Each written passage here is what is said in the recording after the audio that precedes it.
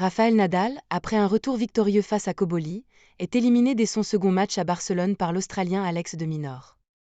Rafael Nadal a déjà terminé le tournoi de Barcelone.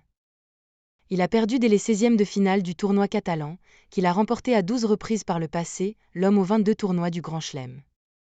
Proposé au numéro 11 mondial Alex de Minaur, l'Espagnol n'a pas fait le poids et s'est incliné 7-6, 6-1 en 1h51.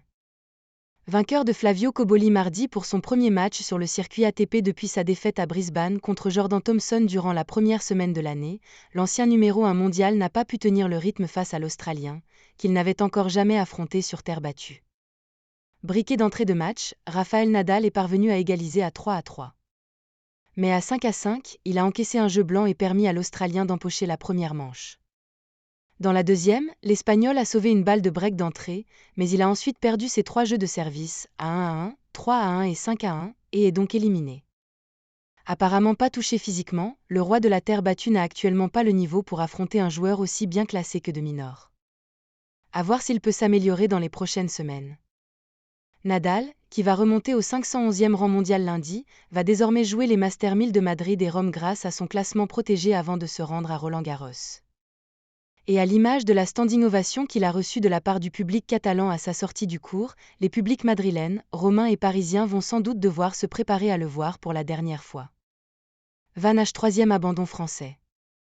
Arthur Cazaux lundi, Harold Maillot mardi, Lucas Van Hache mercredi. La mauvaise série des abandons des jeunes joueurs français se poursuit à Barcelone. Alors qu'il était mené 6-0, 3-2 par Fabian Marozsan, 39e mondial, Lucas Van Hache, 99e, a lui aussi jeté l'éponge. Si Cazaux s'est tordu la cheville et si Maillot souffrait quant à lui de la cuisse droite, leur compatriote n'a montré aucune blessure apparente lors de son 16e de finale. Il souffrait en fait de maux d'estomac. Le joueur de 20 ans était bien mal embarqué dans ce match, où le Hongrois lui avait pris son service à 3 reprises dans le premier set, tout en ne perdant que 5 points sur sa mise en jeu. Dans le deuxième, Van Hache semblait reparti sur de meilleures bases, puisqu'il avait gagné tous ses jeux de service sans trembler, mais il a préféré s'arrêter à 3-2. C'est donc Marozsan qui défiera l'Argentin Diaz Acosta au tour suivant. Lucas Van Hache, qualifié in extremis pour Roland-Garros, va désormais récupérer. Il ne sera pas présent au Masters 1000 de Madrid la semaine prochaine, mais on devrait le retrouver à Rome. À noter également ce mercredi l'élimination de la tête de série numéro 9 Nicolas Jarry, battu 7-6, 6-3 en 2 heures de jeu par Marco Tringellitti, qui n'a jamais été briqué.